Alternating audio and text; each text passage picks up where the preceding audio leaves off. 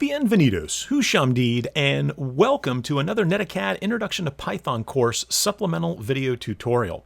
In this video tutorial, we're going to be taking a look at Lab 3.1.4.6, where we're going to now start to take a look at some of the different Python data types, specifically the container types. And so we're going to start out with the basics of lists. And so that description I just gave you there, container type. A list is a type of container. And just as a brief review, remember that with a list, we can actually put all other Python data types into a list, including another list. So a list can contain an integer, a float, another list, a dictionary, a tuple. So think of it like, the analogy I like to use is like the little, handheld shopping cart things that you get at the supermarket, right? So you can put different food groups in there. Just like with Python, we can put different data types into the list. We can put different food groups into that little handheld shopping cart, and you can set that handheld shopping cart inside another handheld shopping cart, right? So that's the list being inside of a list. And so they contain things, which is why we refer to them as container types. A tuple is another example of a container type.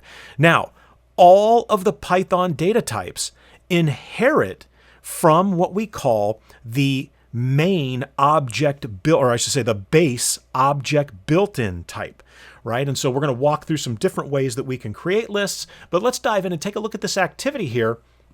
3146. Again, this is a very straightforward activity. It builds off the previous screens, or I should say the previous material in this section. It should be very easy to do. And so what do we have here? We've got this list, right? Now the list has already been instantiated.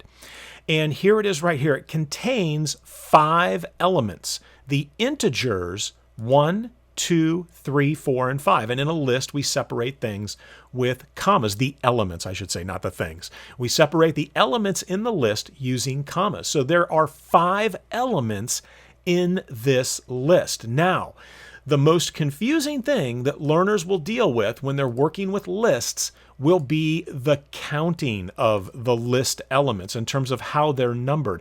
Remember that Python is a zero-based counting language. So the first element in the list, the integer 1, will be referenced using the index position 0. The second element in the list, the integer 2, will be referenced using the index position 1, and so forth and so on. The third element in the list will be referenced with index position 2, and so forth and so on. And some of the previous material from this chapter, we saw how we could use negative numbers, specifically how, if I was to finish this out, the last element in the list could be the positive index position, the positive number 4, or it could be negative 1. And when trying to remove the last element of a list, I always go with negative 1 because then I don't have to figure out how many elements are in the list. Negative 1 will always refer to the last element in the list. If I use 4 this time, it does work, and that is the last element of the list. But what if there are 1,500 elements in the list? Do I want to have to use the len for length command to try to determine the length of the list, and then remove len minus 1.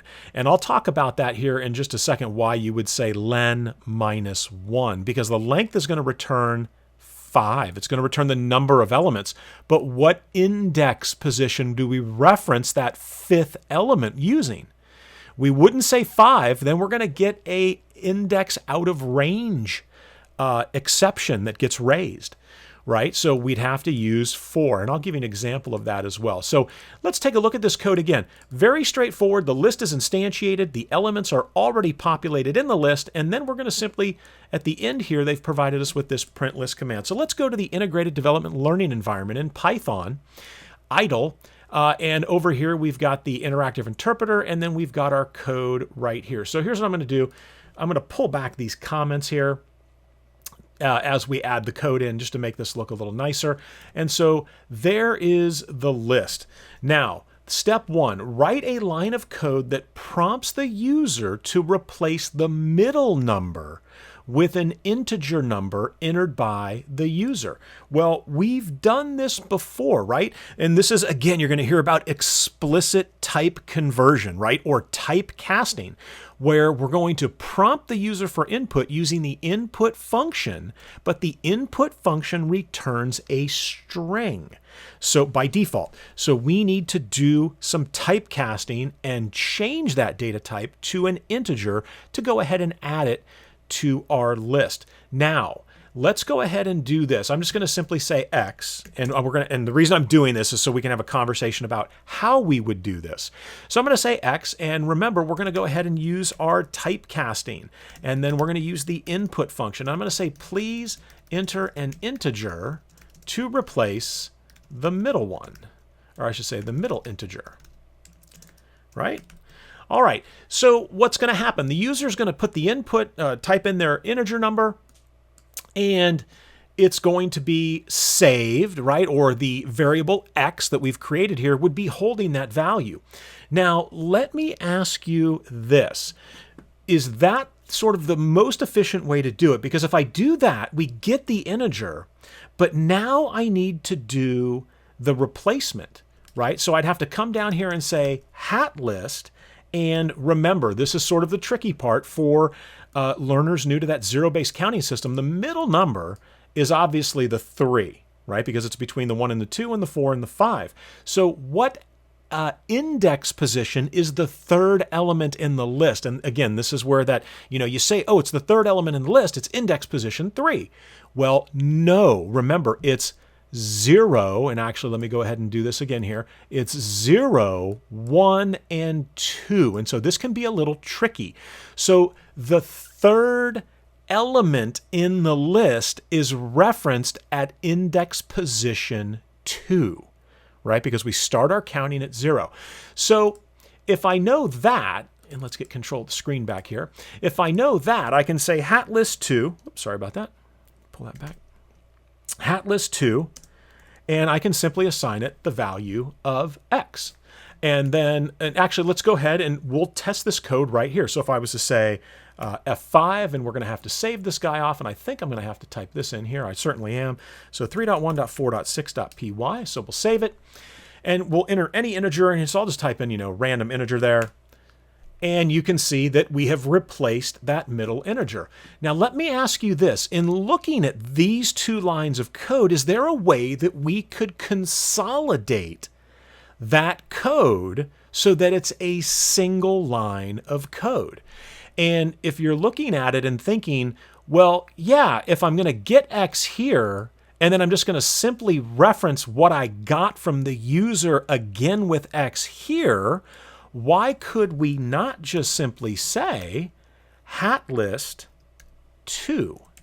So we drop it all onto one line where we're referencing, right, the second index position. Now, something also important about lists is lists are mutable, right? So there's going to be a lot of information I try to interweave into what we're talking about here. So lists are mutable as opposed to being immutable. So a string was an immutable data type. It could not be changed in place.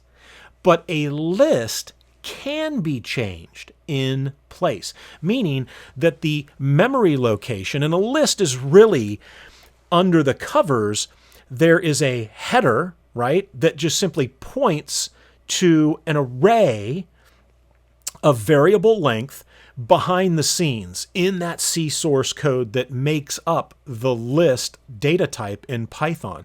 So that memory location, and let's do a quick look at that because these become very, very important concepts. So I'll just simply say my list and we'll assign it that right there. So if I say ID my list, this is going to show me or give me the location in memory to the head of the list, right? The header. And that is what that memory location is referencing. Now, that header has a bunch of pointers that simply point to all of these elements that are going to be part of the list. And again, it's a variable length array, so it can grow behind the scenes. And we can grow the list by adding tons of things to the list, but this value right here for my list is not going to change. It's going to stay the same because I just need to know where the header information is for the list. That contains all of the pointer information to where the elements reside, right? And so the ID function is a great way to see that. And so let's go ahead and do this. Just like we went ahead and prompted the user for something over here, I could come in here and say, not hat list, I'm using my list. I could say my list and we'll say 0. So that's going to be the first element in the list. And I can assign, this integer here, right? So now when I say my list, you can see that we've replaced both the first and the third elements in the list, referencing those with their index position, both 0 and 2 respectively. 0 being the first element of the list and 2 being the third element in the list. So now if I was to say ID my list, it's the same location in memory. So it can be changed in place. And what that in place means is in the same place it currently resides in memory. This is very different from a string. So if I was to say Travis Bonfili and assign it to the variable name, you can see I say name, it's Travis Bonfili, it's a string. If I say ID name, that's its location in memory. But what happens when I say name? And we'll just put in here, I don't know, what are we going to put in here? I'm like drawing a blank on names. Let's just say Tom Brady, right? So Tom Brady. Now when I say name, the string is Tom Brady, but when I say ID name, it is not going to be at the same location as it was before. And again, kind of close here at the end, but not really. 3008 is at the end and 2040. I'm just looking at the last 4 here to tell you that that is a different number. And so this, a string, is an immutable data type. It cannot be changed in place. You notice that. I can't change that variable pointing to this location in memory and this value. I'm sorry, I should start up here. I can't change the variable name, which currently has the value of Travis Bonfili, a string which is immutable in that memory location. I can't just change that and then have it be in the same location. It's going to give me a new location. Now, the way that there's something called interning with Python that gets done, and with integers, sometimes this will cause some confusion. I'm going to leave that conversation for later. But basically, when you look at this, you can clearly see that strings are immutable, which means they cannot be mutated, right? And that's the analogy I give my learners. Think of it as if it's mutable, it can mutate, right? Like the Hulk can change from a person into the Hulk. He can mutate into the Hulk. And it's the same, he's still the same person, right? In that same location in memory. And so that's what mutable means as opposed to immutable. We can't make the change. All right, so we've consolidated all of this down right here into a single line from the 2 lines. So now we're going to write a line of code that removes the last element from the list. And let me pull this back here. And to do this, we're simply going to use the delete instruction, right? And it's an instruction, not a function. Remember, the functions are indicated when we have the open parens, closed parens, like ID or len or print. Those are functions. When we use delete, that is an instruction. So let's go ahead and say delete hat list. Now, this also brings up something interesting, right? A conversation that we should have. And I talked about this earlier. When we go to delete the last element of the list, which we know is going to be the number 5, there are methods that we could use to do this. There's specifically a method called pop that we could use. There's a remove method that I could remove that value or that element based on its value. But we haven't gotten to the methods just yet. What we have seen to this point is we've seen that we can use the delete instruction. And again, to delete the last element, there's two ways I could refer to this. I could say delete hat list and then simply reference the element location, and it would be what? 1, no. Remember, 0, 1, 2, 3, 4. So the last element in the list could be referenced with index position 4. Now, with this list of a size of 5, that works. What doesn't work is if I stayed with this code, I would have to, and the list was to change in size, I would have to come in here if this was going to get the last element and that list size grows, like you've seen, I can change things. I can append to a list, right? So again, we're not with methods yet, but I could simply come down here and say my list append, and I can put in here a name, right? Let's show you that you can actually add additional data types into here. It doesn't just have to be integers, right?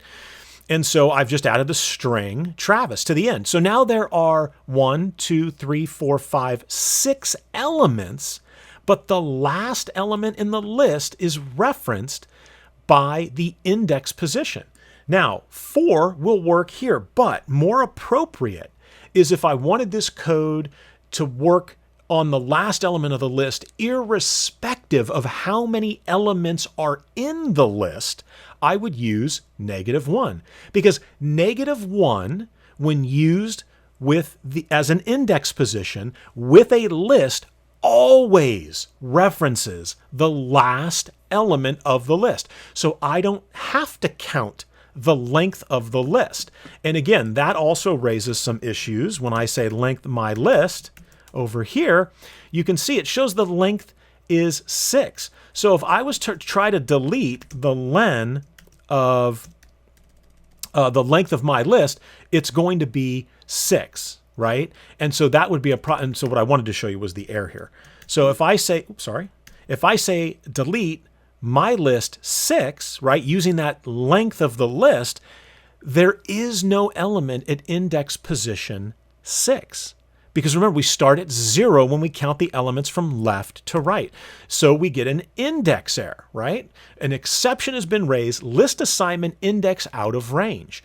And so what I would have to do, is I could say delete my list, my list, and I could even say len my list, but I would have to say -1, right? So that's deleting the length the length of the list, which is 6, -1, which is going to be 5, which should have gotten rid of my name, and it did. And so you can see that this is clearly not as clean as simply saying delete name of the list and then the index position that we know using a negative number, -1, is always going to get that last element of the list.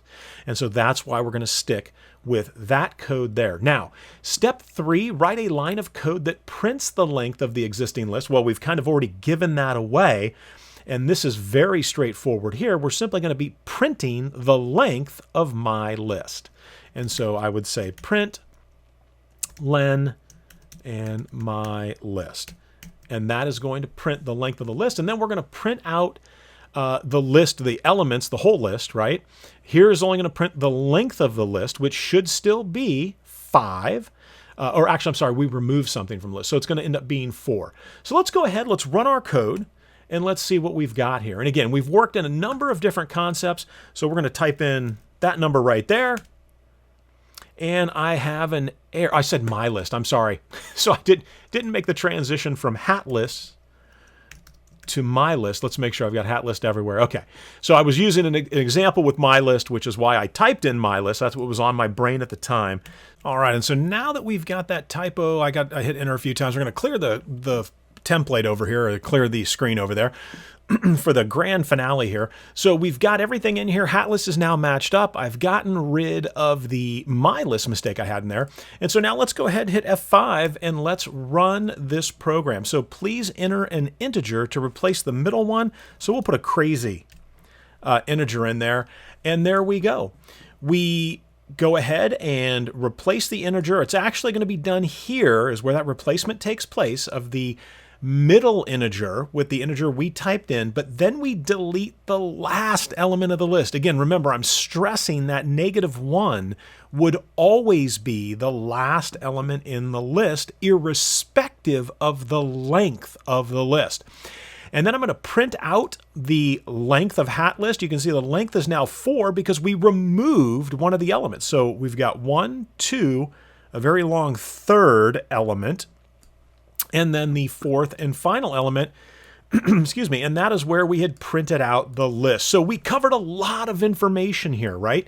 We talked about the list as being a mutable Python data type. It's a container type, like a tuple. And we also talked about the different ways you can instantiate a list. I could have instantiated it if I wanted to prompt the user to add some data into it. I could instantiate just an empty list and then maybe fill it up with things after the fact because it's a mutable data type. We looked at the ID function that shows me the location in memory where the header of that list is at. And then there's just a bunch of pointers that point to a variable length array behind the scenes in all that C code that makes up the list. And so those are the basics of the list, and that is going to complete and wrap up the supplemental video tutorial for Lab 3.1.4.6, the basics of lists. All right. Best of luck to you in your studies. Thank you so much for watching, and I hope to see you in the next video.